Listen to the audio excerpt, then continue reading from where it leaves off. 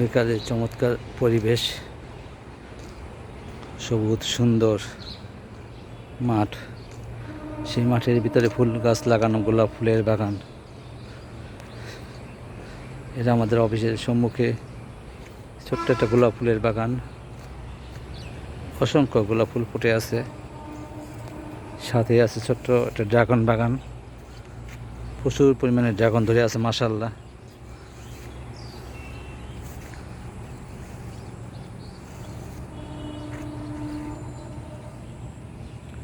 এবং চতুর্পাশে hedge plant দিয়ে বেড়া দেওয়া আছে, এবং হেজ প্লান্টটা খুব সুন্দর, একদম দেওয়ালের মতো সমান করে দেওয়া আছে। দেখতে বেশ চমৎকার লাগতেছে।